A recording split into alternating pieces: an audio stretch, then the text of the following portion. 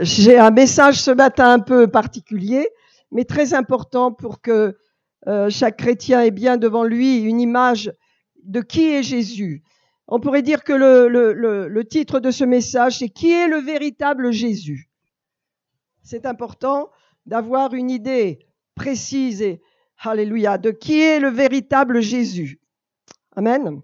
Bien, alors pour cela, on va prendre quelques passages. Je voudrais vous lire simplement un passage dans Galates, au chapitre 1, verset 8. Il est dit, « Mais quand nous-mêmes, quand un ange du ciel annoncerait un autre évangile que celui que nous avons prêché, qu'il soit anathème. » Nous l'avons dit précédemment et je le répète à cette heure, si quelqu'un vous annonce un autre évangile que celui qui vous avez reçu, qu'il soit anathème.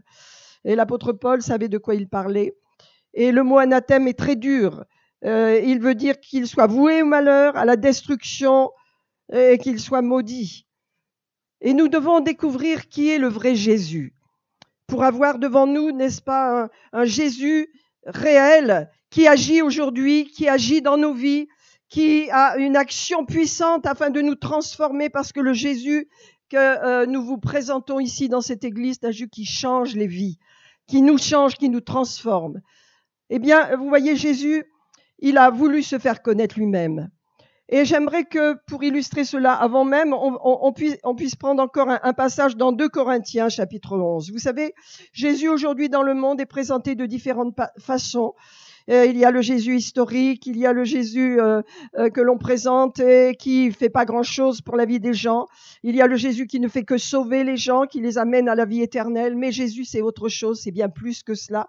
Et regardez, l'apôtre Paul a quand même parlé dans 2 Corinthiens 11 au verset 3, il a dit « Toutefois, de même que le serpent séduisit Ève par sa ruse, je crains que vos pensées ne se corrompent et ne se détournent de la simplicité à l'égard de Christ. » Vous voyez, c'est très important de rester avec, et nous allons le découvrir dans ce message, combien l'évangile est simple, combien l'évangile est puissant, combien la vie de Jésus a été offerte pour transformer radicalement la vie des gens.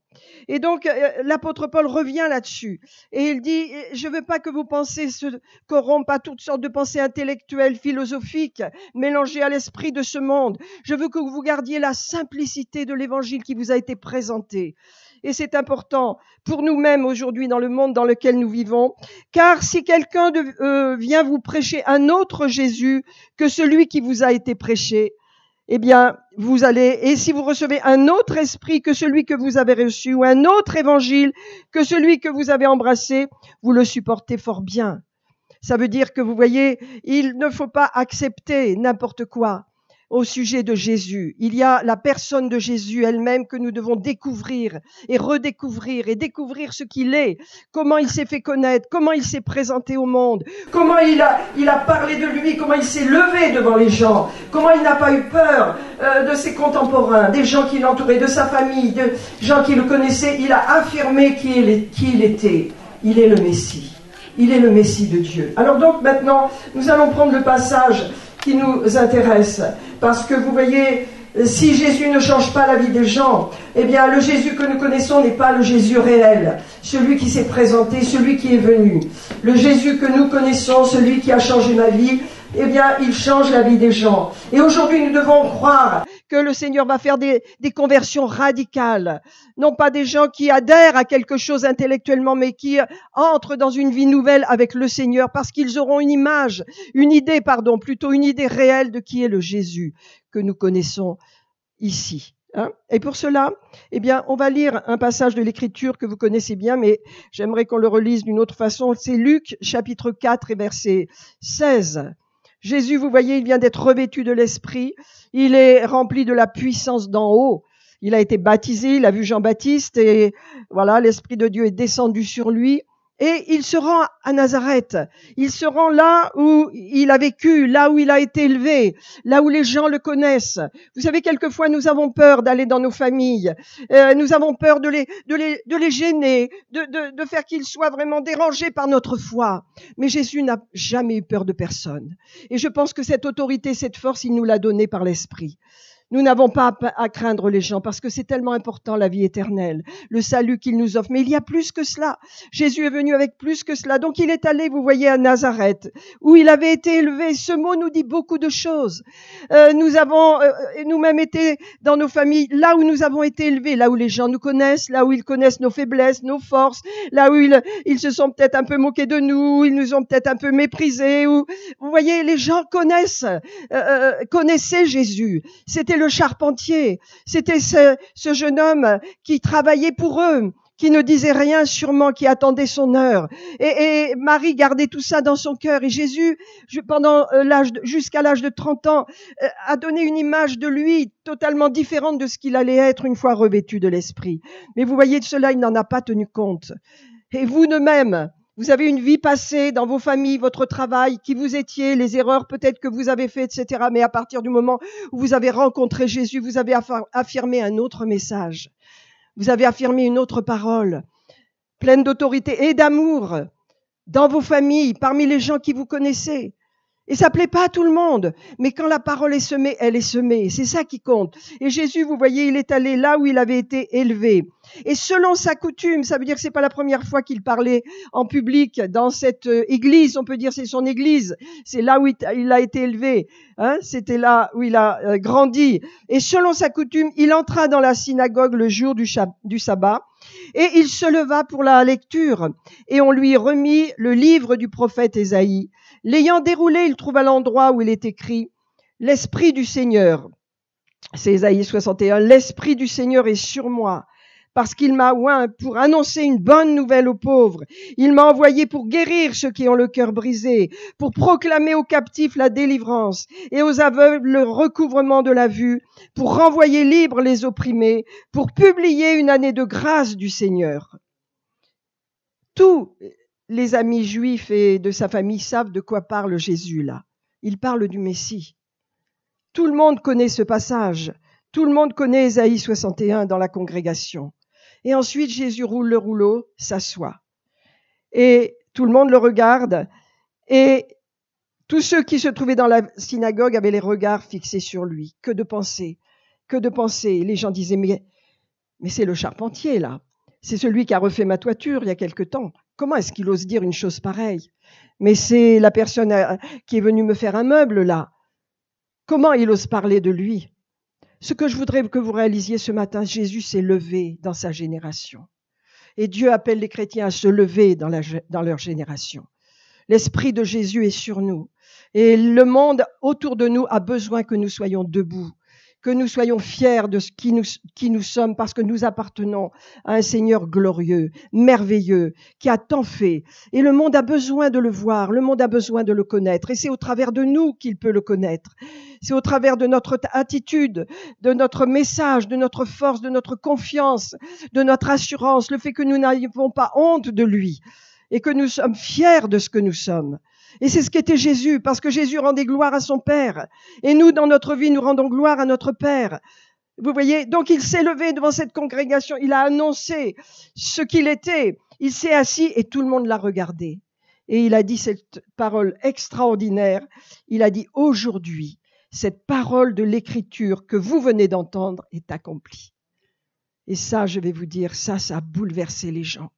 Comment ose-t-il dire une chose pareille? Jésus savait ce qu'il attendait. Il savait combien ça allait être difficile pour ces gens de faire la part des choses entre le Jésus qu'ils ont connu, le charpentier, cet homme qui attendait son heure avec sagesse, avec discrétion, qui ne faisait pas parler de lui, et ce Jésus qui se lève avec autorité, rempli de l'Esprit, et qui commence à parler de lui, à déclarer « Je suis le Messie, je suis le Messie ».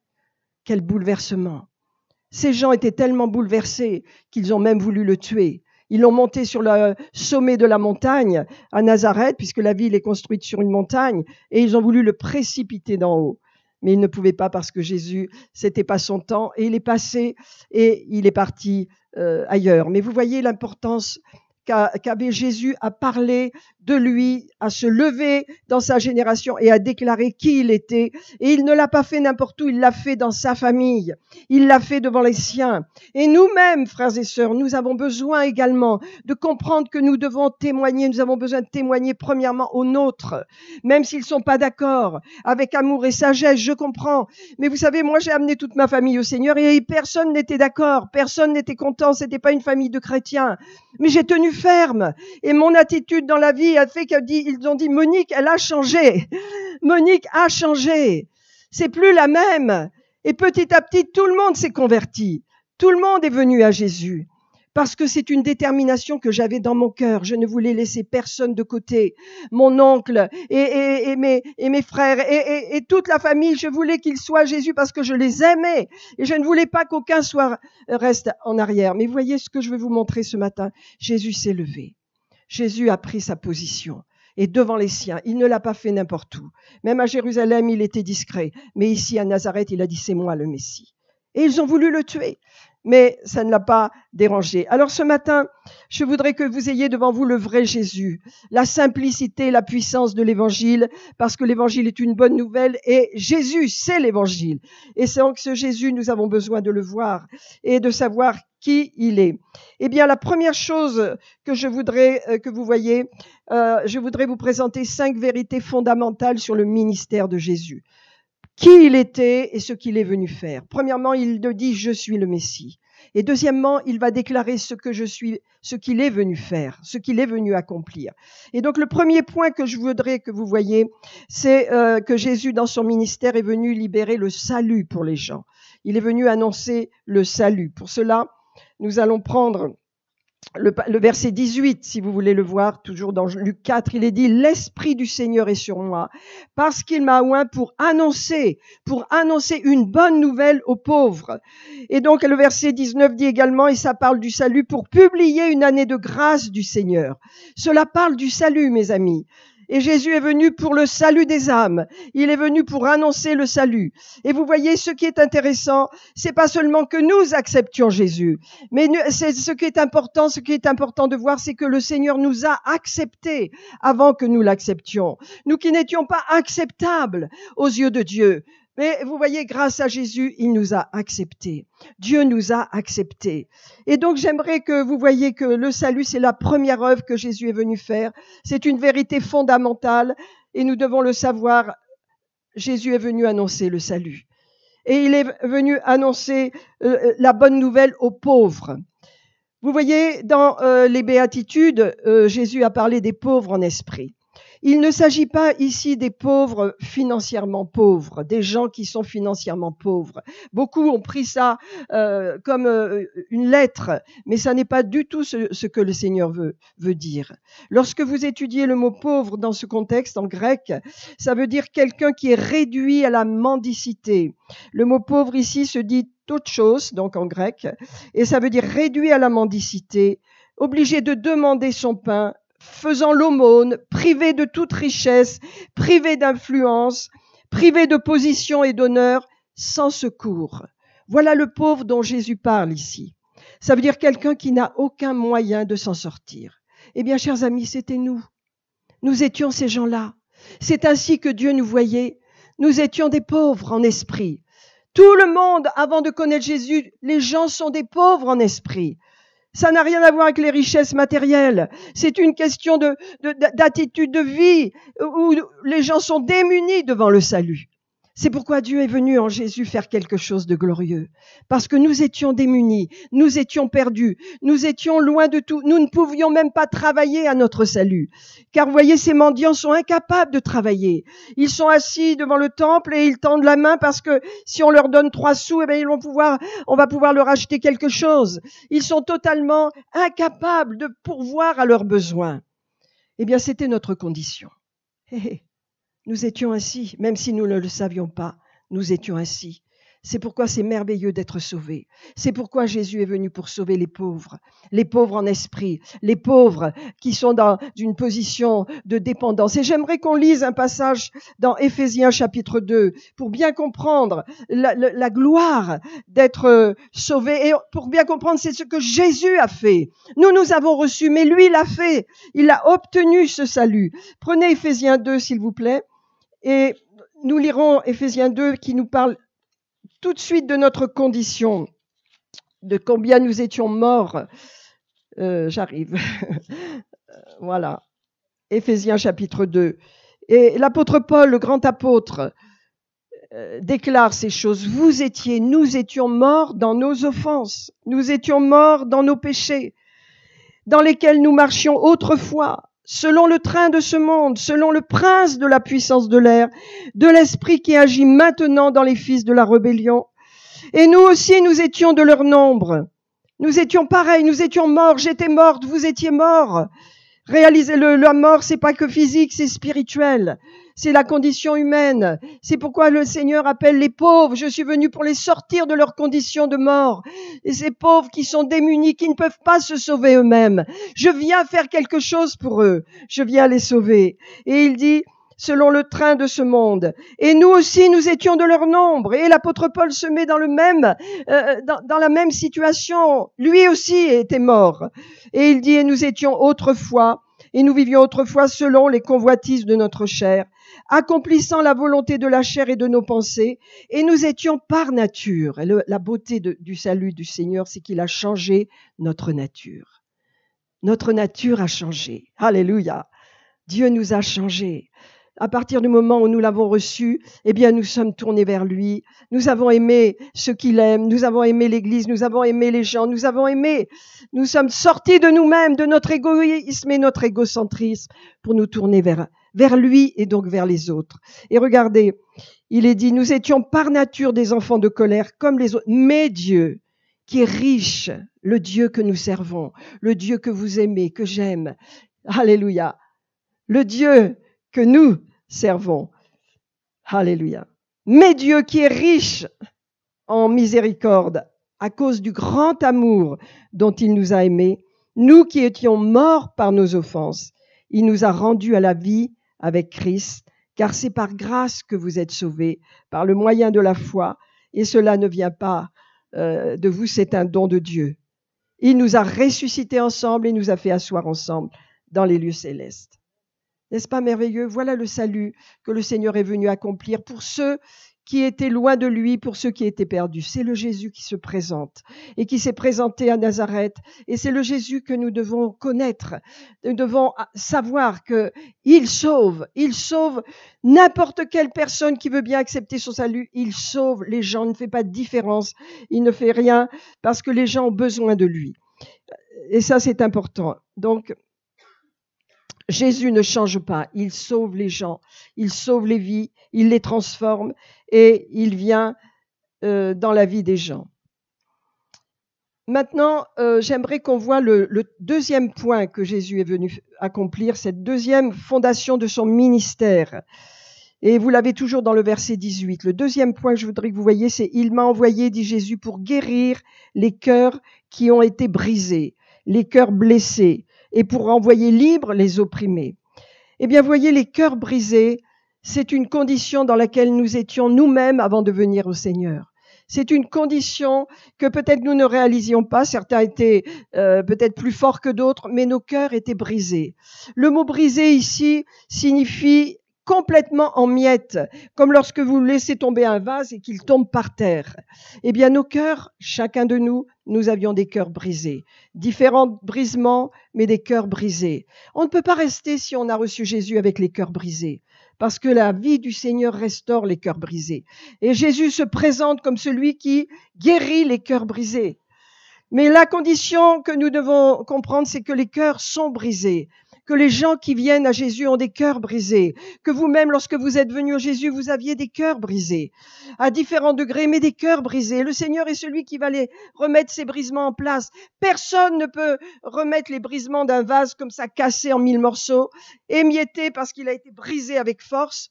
n'est-ce pas? Mais Jésus, lui, il est le seul à avoir la capacité de restaurer les cœurs brisés. Et les cœurs brisés nous parlent des heurts, nous parlent des blessures, nous parlent des souffrances que les gens reçoivent dans la vie, les blessures de toutes sortes. N'est-ce pas? Même quand on est enfant, on en reçoit et on grandit avec ces blessures et elles produisent, on peut dire, de l'oppression dans la vie des gens. Beaucoup de gens arrivent avec des oppressions, des blessures à cause de ce qu'ils ont reçu dans la vie et ça a brisé leur âme, ça a brisé leur cœur. Eh bien, le Seigneur dit, je suis venu pour restaurer, je suis venu pour guérir les cœurs brisés. Ça, c'est le Jésus que nous connaissons. Ça, c'est le Jésus qui agit dans cette église et c'est le Jésus qui agit dans le monde. Il restaure les cœurs brisés. Les cœurs brisés, on ne peut pas dire que nous n'avions pas des cœurs brisés. C'est vrai que quand Dieu vous a restauré, quand Dieu vous a béni, que vos cœurs sont restaurés, vous oubliez le passé. Vous oubliez les souffrances du passé. Mais j'avais un cœur brisé, et vous aussi sûrement. Et pourtant, j'ai pas une famille, j'ai une bonne famille, des bons parents, pas de divorce dans la famille, n'est-ce pas? Mais mon cœur était quand même brisé. Et quand je suis venue à Jésus, eh bien, le Seigneur l'a pris ce cœur et il l'a restauré.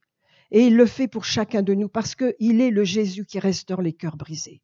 C'est pourquoi quand on est chrétien et qu'on a reçu la guérison intérieure dans notre âme, la restauration, la parole qui guérit, le ministère de Jésus, eh bien nous savons qu'il guérit les cœurs brisés. Et on ne peut pas vivre sa vie chrétienne avec un cœur brisé. Dieu veut nous restaurer, Dieu veut nous guérir. C'est pourquoi nous avons ce week-end, pour donner l'occasion à ceux qui sont blessés, brisés, de recevoir la guérison intérieure dont ils ont besoin, et physique bien sûr. Parce que Dieu veut que l'on soit en bonne santé physique, mais aussi mentale, que nous soyons forts.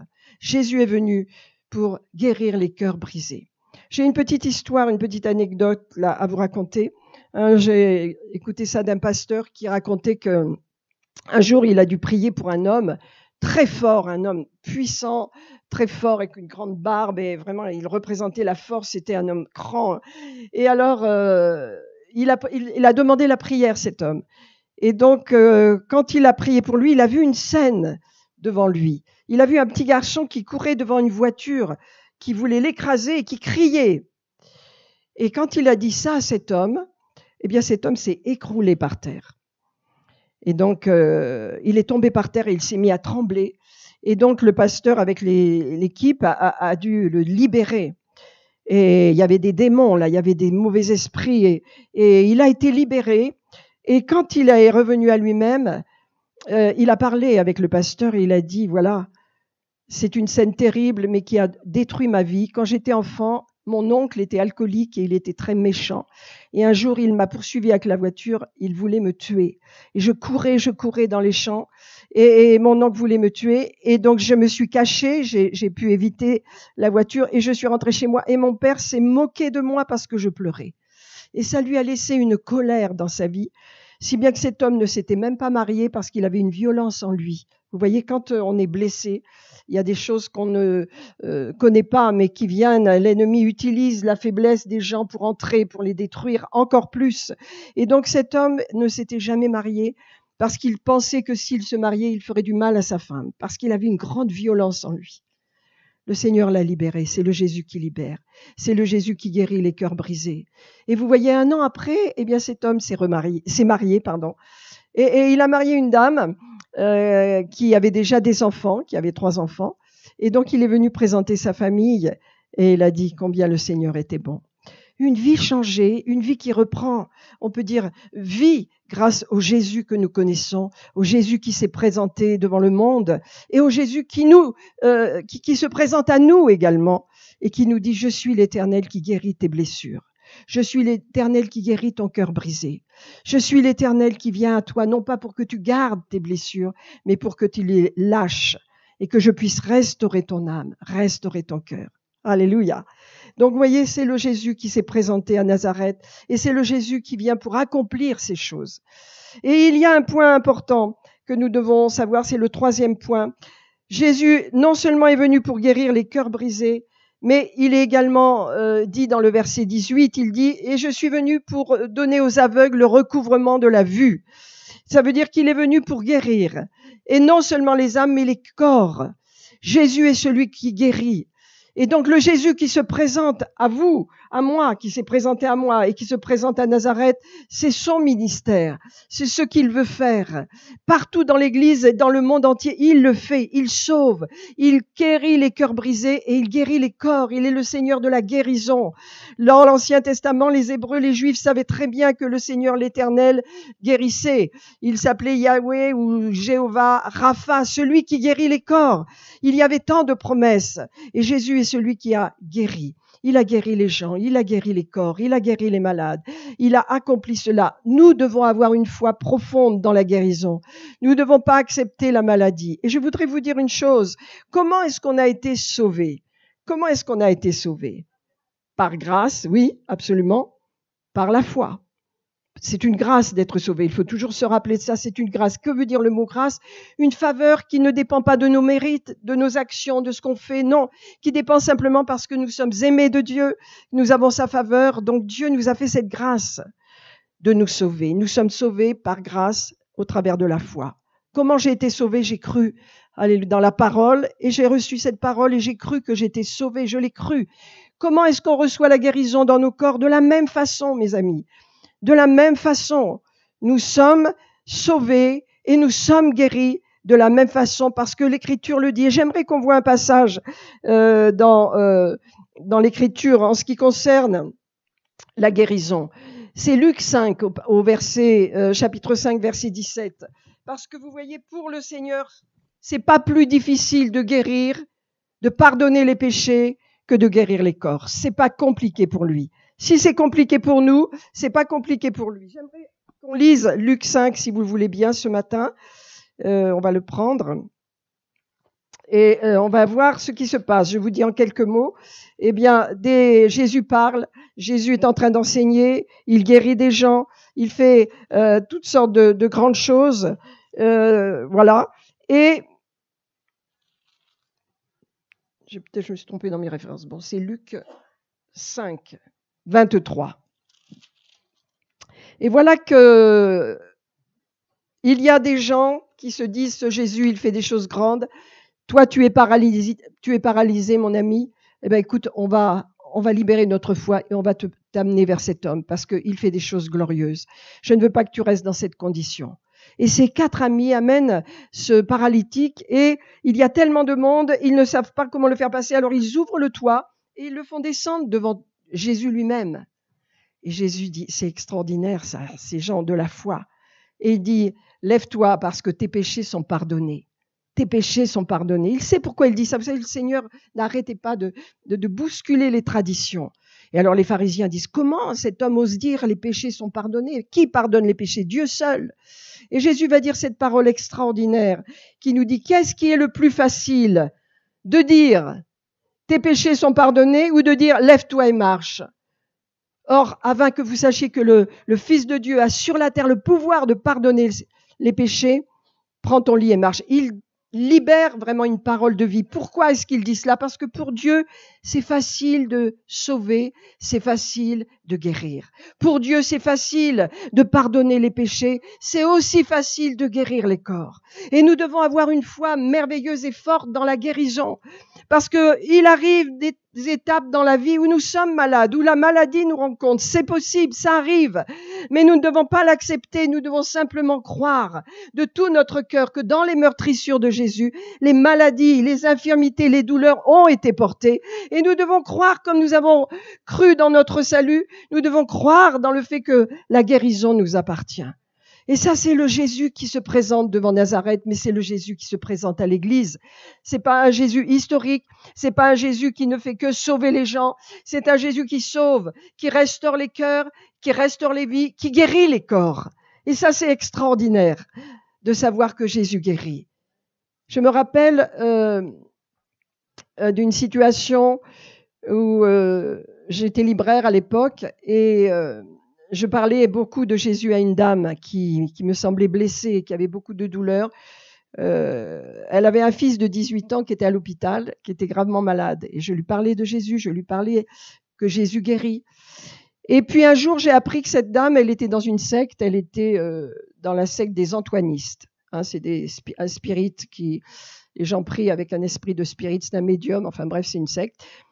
Et le Saint-Esprit me dit à ce moment-là, lève-toi à telle heure et va à telle rue. Je me suis levée et je me suis arrêtée dans ma voiture et j'ai attendu. Et il était très tôt, il était peut-être 8 heures, c'était un samedi. Et donc j'ai vu cette dame qui montait à l'hôpital. Elle montait à l'hôpital de Vichy. Et j'ai su que je devais la suivre. Donc je l'ai suivie et je suis allée à l'hôpital de Vichy avec elle. Elle ne savait pas que j'étais là, mais elle me connaissait. Et je l'ai suivie dans le service où elle était, donc son fils était dans un service. Et là, j'ai pu lui parler. Je lui ai dit, écoutez, je viens de la part du Seigneur, je voudrais prier pour votre fils. Je ne sais pas ce qui se passe, mais laissez-moi prier pour lui au nom de Jésus. Jésus va faire quelque chose pour lui. Elle m'a dit, oh non, non, non, non, non, ah non, surtout pas, je veux pas que vous priez pour lui, je veux pas que vous veniez. Alors j'ai insisté poliment parce que je savais que Dieu me demandait et je suis partie vraiment attristée.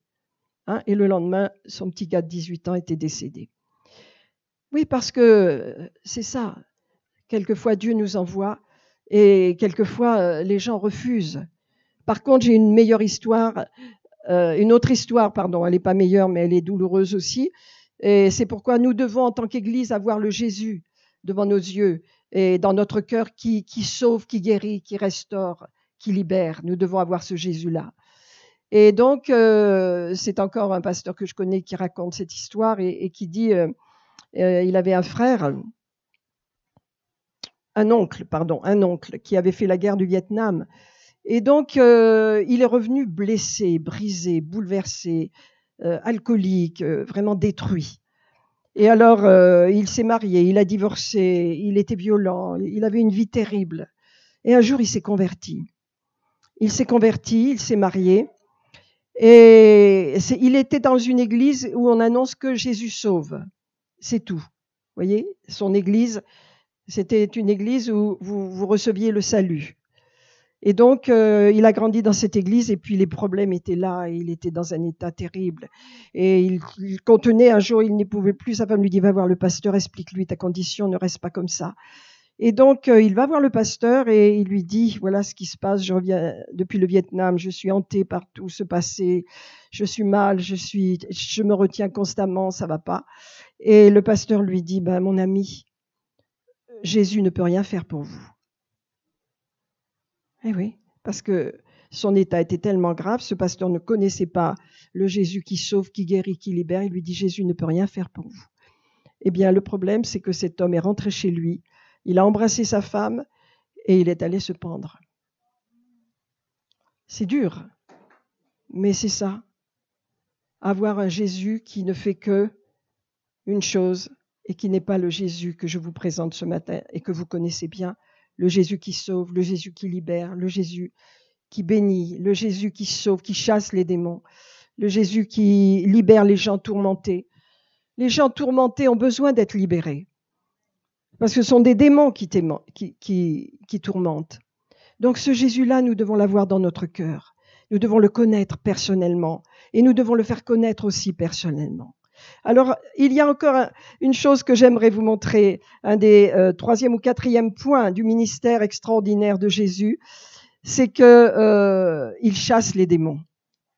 Et ça, il nous a donné l'autorité pour le faire. Acte 10, 38, il est dit comment Dieu a oint du Saint-Esprit et de puissance Jésus de Nazareth, qui allait de lieu en lieu faisant le bien et guérissant tous ceux qui étaient sous l'oppression du diable, car Dieu était avec lui. Jésus libère les captifs. Jésus libère et chasse les démons. Regardez dans Marc, nous allons prendre Marc 5. Il y a beaucoup de passages sur les délivrances. Jésus chassait les démons. Et l'Église est appelée à chasser les démons. Et l'Église est appelée à aider les gens lorsqu'ils sont tourmentés, lorsqu'ils sont malheureux. Et l'Église doit manifester sa puissance contre les esprits mauvais parce que Dieu nous a remplis d'autorité. Nous allons le voir et regarder dans Marc 5 au verset 15. Ils vinrent auprès de Jésus et ils virent un démoniaque. Ah oui, donc ça c'est la fin de l'histoire. Qu'est-ce qui se passe? Jésus arrive dans une contrée et voilà qu'il y a un homme qui est totalement rempli de démons, qui est à moitié nu, qui est rempli de chaînes, qui se bat, qui se frappe, qui est tourmenté. Et un jour on étudiera ce que font les esprits mauvais. quelles sont leurs façons de faire, comment ils attaquent les gens, comment ils les traînent vraiment dans des situations de ténèbres et de douleurs et de souffrances, de tourments. Et donc cet homme est dans cet état et Jésus le libère. Jésus le libère. Et donc les gens vont voir que le démoniaque est totalement délivré. Au verset 15, ils vinrent auprès de Jésus, la ville, les villageois arrivent, et ils voient le démoniaque, celui qui avait eu la légion de démons, assis, vêtu et dans son bon sens, et ils furent saisis de frayeur. Alors c'est pas notre cas, on serait remplis de joie, parce que eux-mêmes étaient sous des oppressions. Jésus est parti de ce village, mais vous voyez, cet homme a été totalement délivré. Et dans tout son ministère, Jésus a chassé les démons. Jésus a vraiment glorifié le nom de son Père en libérant les gens. Et donc ça, c'est une vision que vous devez avoir dans votre cœur, une communion au Seigneur, que Jésus sauve, que Jésus guérit, que Jésus restaure et que Jésus libère les gens de tous les démons. Et que les démons n'ont pas de place dans nos vies. Et nous pouvons être sous une oppression démoniaque et nous avons besoin de demander la prière et d'avoir la délivrance, parce que nous ne sommes pas appelés à rester tourmentés, nous ne sommes pas appelés à rester avec des mauvais esprits, nous sommes appelés à être libres. Et l'Église doit être consciente de ça. Le Seigneur qui s'est présenté au monde est un Seigneur qui libère, qui chasse les démons, qui libère les gens, qui guérit les gens et qui restaure les vies. Alléluia. C'est un merveilleux Seigneur. On va peut-être prendre un autre passage dans Marc 9, si vous voulez. Jésus chassait les démons. Il restaurait la vie des gens. Marc 9, au verset 14. Lorsqu'ils furent arrivés près des disciples, ils virent auprès d'eux une grande foule et des scribes qui discutaient. Dès que la foule vit Jésus, elle fut surprise et accourut pour le saluer. Et Jésus leur dit, « De quoi discutiez-vous » Bien, un homme arriva dans la foule et dit, « Écoute, maître, j'ai amené auprès de toi mon fils qui est possédé d'un esprit muet. » Et en quelques lieux qu'il le saisisse, eh bien cet esprit le jette par terre, l'enfant écume, grince des dents et devient tout raide. J'ai prié les disciples de chasser l'esprit et ils n'ont pas pu. Et Jésus va leur dire, race incrédule, jusque à quand serai-je avec vous? Jusque à quand vous supporterai-je? Amenez-le-moi.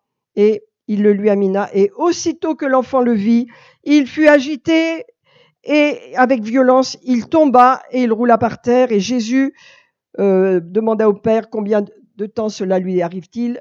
Et le Père répondit, voilà. Et aussitôt que le père de l'enfant s'écria, je crois, eh bien, Jésus, voyant la foule, menaça l'esprit impur et il dit à l'esprit muet et sourd, sors de cet enfant, je te l'ordonne, au nom de Jésus, et n'y entre plus. Et il sortit en poussant des cris, l'enfant fut délivré. Voilà. Le ministère de Jésus, vous le trouvez dans les évangiles. C'est une bonne nouvelle. Jésus ne fait pas les choses à moitié. Il est venu, c'est son ministère. Il est venu pour sauver, mais plus que cela, il est venu aussi pour guérir. Plus que cela, il est venu pour délivrer. Plus que cela, il est venu pour restaurer les vies. Parce que Dieu nous aime. Toute cette histoire de bonne nouvelle, c'est une bonne nouvelle d'amour. Parce que Dieu nous aime. C'est pourquoi le salut, on le reçoit. Mais Jésus l'a accompli déjà. C'est pourquoi la guérison, on la reçoit. Mais Jésus l'a accompli déjà. C'est pourquoi la restauration, on la reçoit. Mais Jésus l'a déjà accompli. Et la délivrance, c'est la même chose. L'autorité sur le diable, Jésus l'a accompli. Il a détruit la puissance des ténèbres. Il nous a appelés à marcher sur les serpents et sur les scorpions. Dieu a fait une œuvre merveilleuse au travers de Jésus. Nous avons un grand sauveur. C'est pourquoi nous avons besoin d'avoir ces points importants du ministère de Jésus. Qui est Jésus pour vous? Qui est Jésus pour le monde?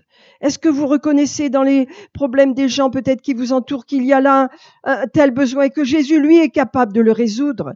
Est-ce que vous avez confiance? Il y a des problèmes qui se règlent comme ça, il y a des problèmes qui demandent plus de temps, il y a des problèmes qui demandent plus de prière, et simplement suivons le Saint-Esprit. Mais Dieu résolvera tous vos problèmes, toutes vos blessures, tous vos chocs, vos bleus que vous êtes fait à l'âme, tout sera résolu. Dieu fera tout pour vous, si vous le croyez, et si vous avez devant votre cœur, dans vos yeux, le Jésus qui s'est présenté devant Nazareth, le Messie qui est venu pour libérer les captifs que nous étions. Alléluia. Et le dernier point que je voudrais vous montrer maintenant, C'est celui qui est le 5e point.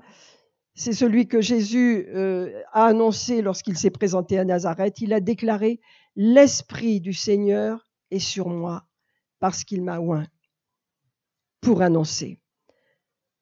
L'Esprit du Seigneur est venu sur Jésus pour commencer son ministère. Et c'est ça son ministère.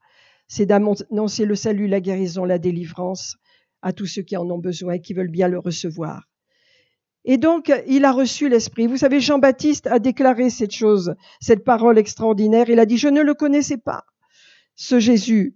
Mais celui qui m'a envoyé baptiser, c'est Dieu le Père. Il m'a dit, celui sur qui tu verras l'Esprit descendre et demeurer, c'est lui qui baptise du Saint-Esprit. Et non seulement le Seigneur Jésus a été baptisé du Saint-Esprit, avec puissance pour commencer son ministère, mais de la même façon, il nous a envoyé son esprit. De la même façon, il nous baptise également, de façon à ce que nous continuons l'œuvre qu'il a accomplie et que nous ayons nous-mêmes cet appel, l'Église a cet appel de servir comme Jésus a servi dans ces points que je viens de vous présenter, salut, guérison, délivrance. C'est l'appel de l'Église. Et ça, c'est notre appel à chacun, à chacune, de comprendre la situation des autres et de pouvoir les aider dans ces domaines. Jamais le Seigneur ne fera défaut. Si vous avez foi et si vous croyez que le Seigneur est capable de délivrer, il délivrera. Si vous croyez qu'il est capable de guérir, il guérira. Il a déjà guéri, c'est accompli. Simplement, il a besoin de notre foi. Et il a besoin que nous ayons devant nos yeux le Seigneur Jésus tel qu'il s'est présenté. La simplicité de l'Évangile. La simplicité, il n'y a pas besoin de discours intellectuels, il n'y a pas besoin de discours compliqués. Jésus a dit, je confondrai la sagesse des sages avec ma sagesse à moi. Et sa sagesse, c'est Jésus-Christ, qui est venu dans la puissance du Saint-Esprit, avec amour et avec humilité pour transformer le cœur des gens, qu'ils soient riches financièrement ou qu'ils soient pauvres. Pour le Seigneur, il n'y a pas d'acceptation. Il accepte tout le monde, il ne rejette personne. Mais vous voyez, ce qui est important pour nous maintenant, c'est de comprendre que le Seigneur ne nous a pas laissés orphelins, il nous a envoyé le Saint-Esprit. Il nous a envoyé l'Esprit de Dieu afin que nous puissions faire les œuvres qu'il a lui-même faites. Et j'aimerais qu'on regarde un instant ce qu'il a dit dans Jean. On va prendre l'évangile de Jean, si vous voulez, avant de terminer. Il est le Messie. Alléluia. Il est le Seigneur, il est le Messie, il est celui qui sauve, il est celui qui guérit. Prenez Jean 7. Il est celui qui libère le Saint-Esprit. Il est celui qui veut que nous ayons devant nos yeux ce Jésus extraordinaire qui agit pour les gens. Vous voyez, c'est ça la grâce. Nous-mêmes, nous avons... Qui étions-nous? Qui étions-nous pour avoir la grâce d'être sauvés? C'est une grâce que Dieu fait à tous les hommes aujourd'hui. La grâce est sur l'humanité, cette grâce que Dieu bénit les gens et leur pardonne. Il fait grâce à tout le monde.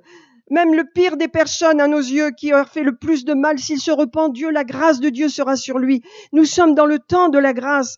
Et n'oublions pas, la grâce est une faveur qui ne dépend pas des mérites de personne. Ça n'est pas basé sur les mérites humains, c'est un acte d'amour de Dieu. Nous sommes dans le temps de la grâce. L'évangile est prêché dans ce temps de la grâce et l'évangile, c'est une grâce de le recevoir parce que c'est une bonne nouvelle. C'est une bonne nouvelle. Et regardez, dans Jean 7, j'ai vu... que le Seigneur a déclaré dans Jean 7 quelque chose d'important pour nous, c'est le verset 37, parce que il est allé à cette fête, vous voyez, à cette fête à Jérusalem, il a vu ce que les gens ont fait, ce qui a été dit, et il a vu que le peuple avait soif de quelque chose de plus profond, de plus grand. Alors vous voyez, il est sorti le dernier jour de la fête et il a crié quelque chose d'extraordinaire. Il a parlé avec assurance et force. Il a dit le dernier jour, le grand jour de la fête, Jésus se tenant debout. Je vais vous dire, nous devons être debout comme Jésus a été debout. Nous devons nous lever dans notre génération. Nous devons être forts devant les gens qui ne connaissent pas Jésus. Nous devons être pleins d'assurance parce que si vous avez de l'assurance en Dieu, lorsque vous parlerez, les gens seront touchés par votre assurance. L'assurance, c'est quelque chose de précieux que Dieu nous a donné. Et donc, regardez, il s'est levé, il s'est tenu debout devant les gens, il n'avait pas peur d'être vu, il n'avait pas peur, il ne s'est pas caché dans ce moment-là.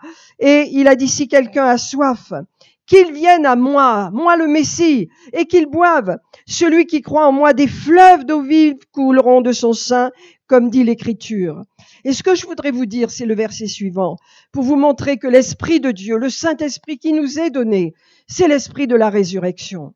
C'est l'Esprit de la résurrection. C'est pourquoi vous pouvez avoir foi que lorsque vous priez pour les gens, lorsque vous imposez les mains, lorsque vous chassez les démons, l'Esprit de résurrection qui a ressuscité Jésus d'entre les morts agira pour vous, au travers de vous. Parce que regardez ce qu'ajoute l'apôtre Jean. Il dit cela de l'Esprit que devaient recevoir ceux qui croiraient en lui, nous, aujourd'hui dans notre génération, car l'Esprit n'était pas encore. Pourquoi? Parce que Jésus n'avait pas été glorifié. Jésus a été glorifié lorsqu'il est ressuscité. C'est la résurrection. Amen. Et l'esprit de résurrection, c'est le Saint-Esprit. Et c'est pourquoi on n'a pas reçu avant la résurrection l'Esprit puissant. Mais aujourd'hui, il nous est donné, il nous est offert. L'Esprit de résurrection qui ressuscite les situations, mes amis. N'abandonnez pas. N'abandonnez pas, quelles que soient vos épreuves, vos soucis, vos situations qui sont bloquées, n'abandonnez pas. Parce que le Seigneur qui s'est présenté, le Jésus que nous connaissons, c'est un Jésus qui œuvre pour que les gens sortent de leurs problèmes. Il est le Messie, il est venu pour cela. Il a été oint pour cela. Et c'est ça la bonne nouvelle. Et il délègue cette autorité, il délègue ce service, ce ministère à l'Église. Et quand on étudie bien Éphésiens 6, c'est ça le ministère de l'Église. C'est ça le ministère des saints. L'œuvre du ministère, c'est celle de Jésus. Allons faire l'œuvre du ministère autour de nous. C'est cela, l'œuvre du ministère. Alléluia. Frères et sœurs, c'est grand ce que le Seigneur a fait pour nous. C'est grand ce qu'il a accompli. C'est grand la façon dont il s'est présenté. C'est grand comment il a osé se lever devant les gens. C'est grand aussi de comprendre qu'il a été le charpentier, qu'il a été, lui, le Fils de Dieu, lui, le créateur de l'univers, du ciel et de la terre. Il s'est identifié à nous. C'est la plus belle histoire qui existe au monde. Il n'y en a pas de plus belle, il n'y en a pas de plus grande que l'histoire de ce Jésus qui vient au milieu d'une petite famille toute simple et qui accepte de marcher jusqu'à 30 ans en attendant son temps, avec patience, en se préparant et en se levant après avec puissance et en disant « Voilà qui je suis le Messie, je suis le Messie. » Alléluia. Nous avons le Messie, nous appartenons au Messie, nous sommes de la famille du Messie, nous avons la nature du Messie. Il a dit de nous que nous étions ses amis si nous faisions et si nous obéissions à ses commandements. Alléluia. Nous avons un héritage avec le Messie, nous avons un avenir avec le Messie. Et je vous parlerai plus tard combien c'est important l'amour que le Messie a libéré. Je vous en parlerai plus tard, à quel point c'est important d'entrer dans cet amour, combien il est puissant. Amen. Est-ce que ça va ce matin? Alors nous allons prier. Je vous rappelle les ministères du Seigneur Jésus, puissants. Premièrement, il est venu pour sauver. Deuxièmement, il est venu pour restaurer les cœurs brisés. Et ne pensez pas qu'il faut être en pleine dépression et en hôpital psychiatrique pour avoir un cœur brisé. Non, j'ai jamais été en hôpital psychiatrique ni en dépression, mais j'étais mal, mon cœur était brisé. Donc les gens qui ne sont pas chrétiens et qui n'ont pas goûté à la restauration du Seigneur ont des cœurs brisés. Tous les gens ont des cœurs brisés avant de venir à Jésus. Observez votre vie, réfléchissez comment vous étiez avant de connaître Jésus. Comment j'étais? Je sais comment j'étais. Je sais comment c'était le trouble à l'intérieur, les angoisses, les peurs. Je ne comprenais pas le sens de la vie. Je ne savais pas où j'allais. C'est terrible. Mais lorsque Jésus vient dans ma vie et vient dans votre vie, il nous donne vraiment le sens de notre destinée. Il apaise ces choses et il restaure nos cœurs. On ne peut pas rester blessé et brisé avec le Seigneur parce que l'Esprit de Dieu nous restaure. Est-ce que ça va ce matin? Donc rappelez-vous bien, mes amis, que Jésus vient pour sauver. Mais il vient aussi pour restaurer les âmes blessées, les blessures de votre vie. Parce que il y a ce passage qui dit dans le verset 18 qu'il restaure les vies et il délivre les captifs. Ça veut dire que les blessures, les heurts nous mettent en captivité. Vous voyez, mettre votre âme sous esclavage. Et ça, c'est un esclavage. La souffrance, les douleurs, ce qu'on cache à l'intérieur. Mais Jésus est venu pour nous libérer. Et il y a la guérison physique et il y a la puissance du Saint-Esprit. Gloire à Dieu. Donc nous sommes équipés pour faire le ministère de Jésus. C'est l'appel de l'Église aujourd'hui. Jésus est remonté à la droite de Dieu, son esprit est là. Il est partout dans l'Église, dans le monde. Partout, il fait des miracles. Partout, il restaure les vies. Partout, il prend des gens qui étaient dans le caniveau et il les remet à des positions élevées parce que le Seigneur relève et révèle sa grandeur au travers de la faiblesse. Dieu ne se révèle pas au travers de l'orgueil et de la vindicte humaine. Il se révèle au travers de la simplicité, au travers de l'humilité. Il prend des vies brisées et il les restaure et il en fait des vies glorieuses. On va prier ce matin. Seigneur Père, ce que nous voulons ce matin, c'est que le Saint-Esprit parle à ton peuple et qu'il y ait comme une révision qui soit faite de nos connaissances sur le Seigneur Jésus. Et ma prière ce matin, c'est que nous ayons dans notre cœur cette connaissance que Jésus est le Messie, que Jésus est celui que le Saint-Esprit a envoyé, que le Père a envoyé, qu'il nous a envoyé, et que ce Jésus-là, qu'est-ce qu'il fait? Il sauve, il restaure les cœurs brisés, il libère les captifs, il ouvre les yeux des aveugles, et il libère, il délivre les opprimés. C'est le Jésus que nous servons, c'est le Jésus que nous connaissons. Et ce matin, je prie au nom de Jésus que chacun d'entre nous puissions communiquer avec le Seigneur et parler à Jésus. Et parler et lui dire, Seigneur, tu vois, dans telle situation, je n'ai pas libéré ma foi. J'ai laissé ce problème dans ma famille. J'ai laissé cette situation s'envenimer peut-être, ou ce problème dans ma vie ou dans ma santé. Mais maintenant, je veux savoir, je veux croire, je sais que tu restaures toutes les situations, que tu guéris les cœurs brisés. Et je veux réfléchir à ce qui a été brisé dans ma vie comme dans la vie des miens ce matin. Et je veux croire que tu vas restaurer. Parce que voyez, ce qui compte, c'est votre foi. Je prie que cette foi que vous avez, vous la libériez ce matin. Devant vos situations qui vous semblent peut-être impossibles à bouger, mais le Messie que nous connaissons, pour lui, rien n'est impossible. Rien n'est impossible. Il a dit à ce père dont l'enfant se jetait en écumant dans le feu et dans l'eau, il lui a dit, ce père a crié, « On vient au secours de mon incrédulité, je manque de foi. » Et le Seigneur lui a dit, « Si tu crois, tu verras des grandes choses. Crois seulement, regarde ce que je vais faire. » Et le Seigneur a agi. Et cet homme a dit, « Oui, je crois. » Et le Seigneur a libéré cet enfant. Vous savez, les parents, vous avez besoin d'avoir la foi pour vos enfants. C'est pas les enfants qui peuvent avoir la foi pour vous, c'est à vous d'avoir la foi pour vos enfants. C'est important.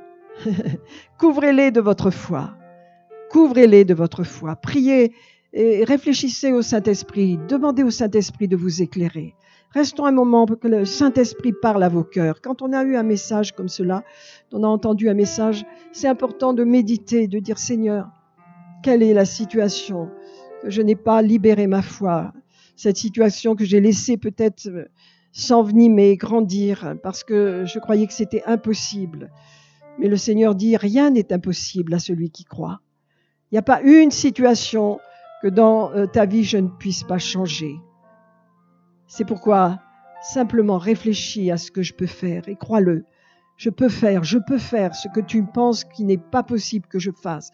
Je peux toucher ta famille, tu peux lier, chasser tous ces démons qui tiennent ta famille et leur ordonner de cesser de perturber, de détruire ta famille. Ils vont t'obéir parce que je t'ai donné autorité. Reçois instruction ce matin, que ton cœur t'instruise, que la parole t'instruise, que tu puisses te lever dans ta génération également. Que tu puisses apporter un message dans ta génération, un témoignage. Jésus s'est levé dans sa famille. Vous savez, il y a des familles qui sont terribles quelquefois, qu'on n'ose pas affronter parce qu'ils sont terribles. Ça peut arriver. Mais avec la force de Dieu, le Seigneur vous donnera les mots qu'il faut. Ne les abandonnez pas. N'abandonnez personne. Parce que le Seigneur a dit, toi et ta famille, il a promis que toi et ta famille, tu seras sauvés. Comme a dit Josué, toi, moi et ma famille, je glorifierai le Seigneur. C'est une parole que vous pouvez avoir. Mais n'abandonnez jamais les vôtres parce que vous pensez que c'est impossible, parce que vous croyez qu'ils ne vont pas y arriver. Rien n'est impossible à celui qui croit. Est-ce que ça va ce matin? Alléluia. Alléluia. Remercions le Seigneur ensemble. Alléluia. Seigneur, je veux prier. Alléluia. Pour tous ceux qui hésitent encore, Seigneur. Tous ceux qui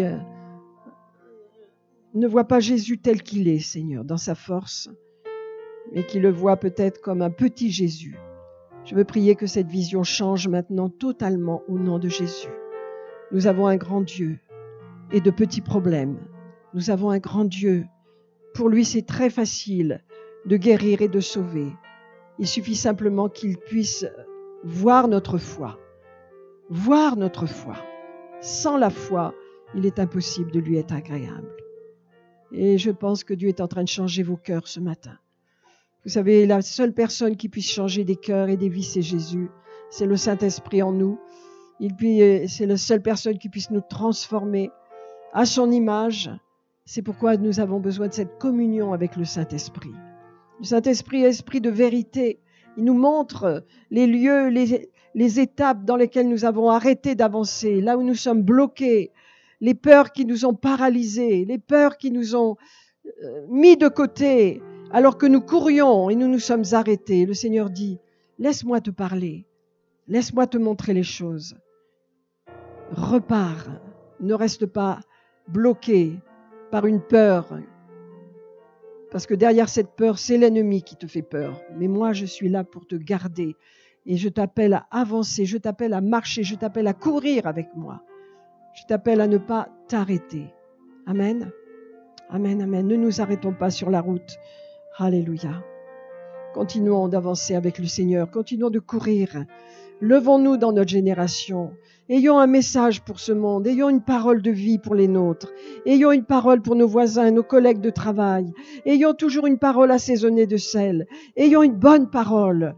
Et soyons pleins d'affirmation et d'assurance en notre Dieu. Pleins d'assurance dans ce que nous sommes. Le merveilleux nom de chrétien, nous le portons dans notre génération.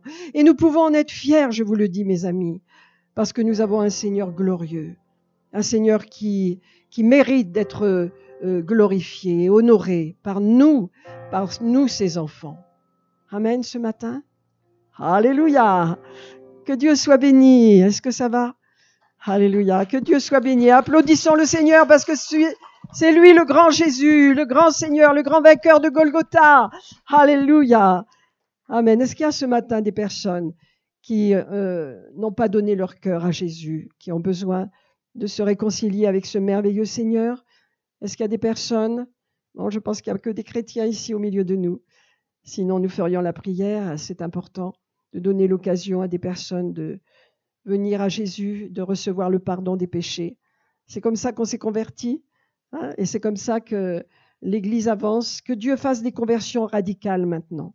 C'est ma prière, vous voyez, il y a trop de conversions sentimentales ou une offense, une blessure et on quitte l'Église, on quitte le Seigneur. Dernièrement, quelqu'un me racontait que un garçon qui était chrétien pendant quelques années, il y a eu un problème dans l'Église, il a quitté l'Église et il a quitté le Seigneur en même temps. Et donc la personne qui lui parlait lui disait « Tu peux avoir un problème avec l'Église, mais pourquoi tu en as un avec le Seigneur ?» Oh, il dit « J'ai tout laissé, tout ça de côté. » C'est terrible, quoi. Hein? Les blessures, les gens les gèrent mal. Et les gens sont imparfaits, les églises ne sont pas parfaites, mais le seul Jésus est parfait. Les conversions solides, c'est les gens qui sont bien attachés à Jésus. Et c'est pourquoi prions que les futures personnes qui vont se convertir dans cette église aient des conversions radicales. Moi, j'ai eu une conversion radicale. Vous avez eu des conversions radicales. On voit les gens qui ont des conversions radicales dans ce qu'ils sont au service de Dieu. Quels que soient les moments, quels que soient les jours, ils sont là. Ils sont fidèles dans leur famille. Et ils marchent pour Dieu, ils aiment l'église, ils aiment les gens, ils ne posent pas de problème. Cette église n'a aucun problème, elle est saine. Parce que les disciples sont saints, sont des bonnes personnes qui comprennent les choses. Soyons fiers de vous, de nous, soyons fiers d'être chrétiens. Amen. Alléluia.